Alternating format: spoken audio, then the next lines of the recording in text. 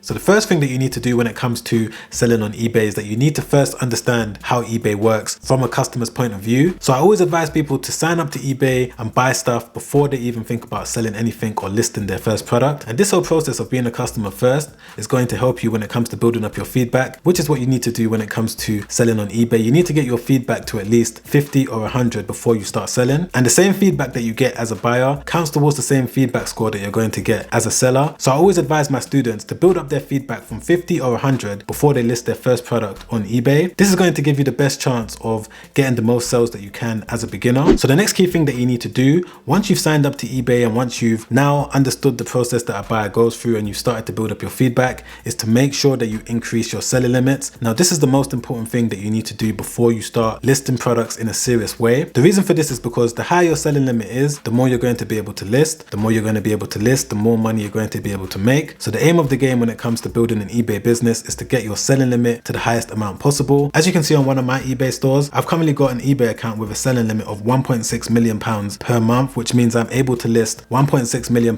worth of goods every single month. But when you first start selling on eBay, you're going to get a selling limit of around $1,000, maybe $2,000. So make sure you double check this when you first sign up to eBay because they're constantly changing it. So I'm not sure on what the selling limit is right now. So the process of increasing your limit on eBay is by maxing out the limit that you have, making sure that your customers are happy with the service that you've provided. And if all the customers are happy with the service and the products that you've sent them, then what you need to do from that point is call up eBay and let them know that you need a higher limit so that you can sell more products. And what they're going to do is double check your account to make sure that there's no complaints and there's no negative feedback or anything like that. And that's why it's important at the beginning stages of your eBay business that you're offering the best service possible. Of course, this is important as you continue to build up your business as well, but especially at the beginning, because the aim of the game, as I already said, is to get your limit increased to the highest amount possible. And the only way you're going to do that is by showing eBay that you're a trusted seller on their platform. So the next thing that you now need to start thinking about as a beginner is how you're going to brand your eBay store. So there's three main elements when it comes to branding an eBay store, in my opinion. The first one is the niche. And what I mean by this is the type of products that you're going to be selling on your store. I always advise people to sell products within a specific niche. The next thing that you need to think about is the name of your eBay store or the name of your eBay business. So you need to come up with a name that kind of relates to the products or the niche that you're going to be selling in. And finally, you need to now decide on what logo you're going to use. So it's always good to design a logo before you actually start selling, just so that it gives you a little bit more clarity on your business also. And of course, this is for your customers, just to kind of brand yourself and give you some identity on eBay, but it's also to clarify your business to yourself. When I came up with a logo for my business, it helped me identify what products I was going to be selling. It helped me, focus on a specific niche a little bit better, and it kind of made things a little bit more professional. So I always advise beginners to design a logo. There's various different ways that you can do it. I'm not going to go too much into detail in this video, but what I am going to do is show you an eBay store that is doing all three components that I've just mentioned now. So as we can see, there's a company here called World of Books, and this company has done millions of dollars on eBay. So as we can see, they've chosen a name for their company, which is World of Books. Any customer that comes across this store knows exactly what they sell, which is books. And we can see that they've also got a logo as well. So those are the basics of what you need to do when it comes to branding your eBay store.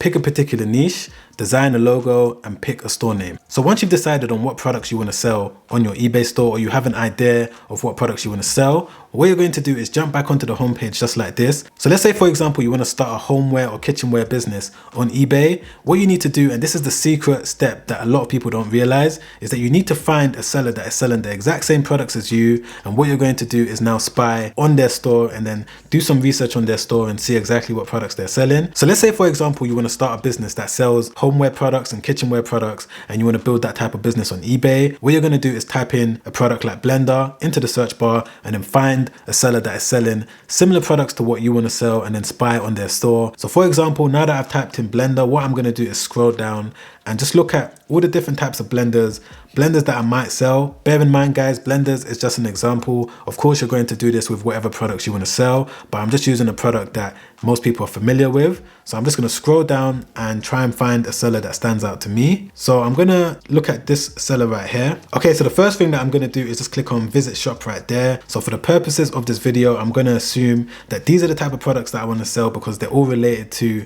homeware and kitchenware products and things like that. So So the next step that you need to do is go back to this page right here and then copy their username just like that. And then what I'm going to do is jump over to Zik Analytics, which is a website that I like to use when it comes to doing product research to find winning products to sell on my eBay store. All right, so I've just jumped over to my dashboard, and what I'm going to do is come to this section here where it says competitor research, and then I'm going to paste the username that we just copied, and then I'm going to click on search. So as you guys can see, this eBay store was able to bring in £90,000 in the last 30 days, which is a lot. And they were also able to sell over 3,000 different products in the last 30 days. So when it comes to building an eBay store, I like to use this method because I'm able to see how much money a particular eBay store is making, and I'm also able to see how many products they were able to sell, which gives me a good idea of which eBay stores I should be replicating and which ones I shouldn't. Because if I check this eBay store and they were only making $1,000 in the last 30 days, then that's obviously a store that I shouldn't copy. But for the fact that this store was able to make £90,000 in the last 30 days shows that they're doing something right and they've picked the right products. So what we're going to do is that we're going to scroll down, and as you guys can see, Zik Analytics is able to show us which products are performing the best in their store. So it shows us from the best performing products in the last 30 days to the least performing products. It also shows us how many units they've sold of that product, and they also show us when they actually listed the product on their eBay store. So as you guys can see, this is obviously very useful information because we're going to be able to now go away and find these exact same products by using websites like Alibaba.com, CJ Dropshipping. Depending on how you want to sell your products, whether you want to do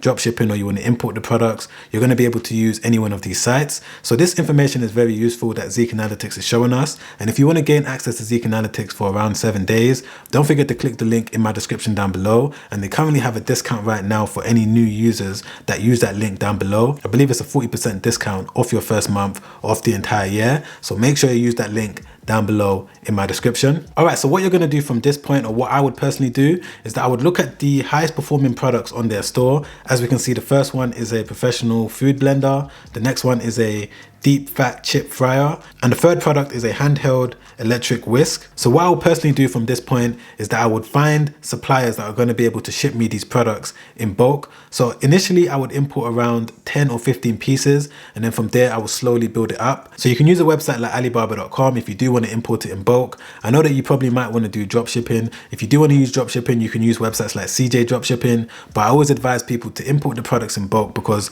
that way you're going to be able to offer quicker delivery to your customers. But do bear in mind that you are going to have to actually ship out each order yourself. But if you do want to do that, you're going to have to come into a website like Alibaba.com. So for example, I'm going to type in blender. And then from this point, what I'll do is that I'll go through, try and find the exact same blender that this company's selling. I'll try and find the exact same chip deep fryer that this company's selling, and the same whisk that this company is selling. I will contact the suppliers. I'm not going to go through the step-by-step process of contacting suppliers in this video because the video is going to end up being 40 or 50 minutes long. I'm going to link that video at the end of this video. But what I will do from that point, once I have found a suitable supplier for all 3 products, what I'll make sure that I do is use a spreadsheet like this. Now this spreadsheet, as you can see, I've already put blender, chip fryer, and electric whisk. And let's say, for example, the price is going to be $13 for each unit. This spreadsheet is essentially going to help me figure out what profit I'm going to be able to make. And it's also going to help me identify my return on investment. So depending on how much each product is going to cost me, I'm going to input all the information into the spreadsheet right here.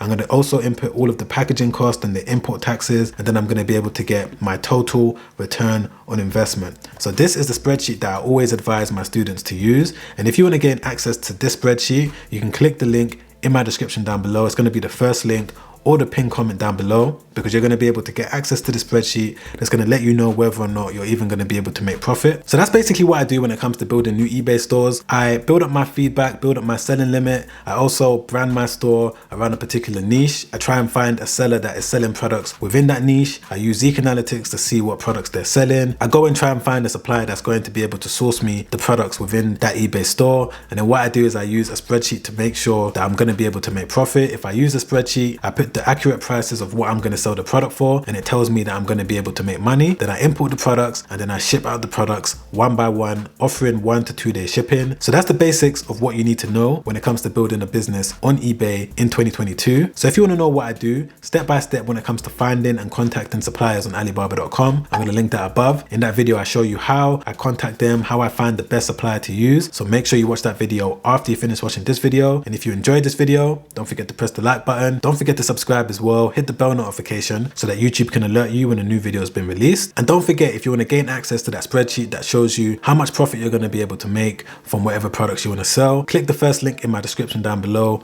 or the link in the pinned comment. All right, guys, I'll see you on the next one. Make sure you stay safe out there. Peace.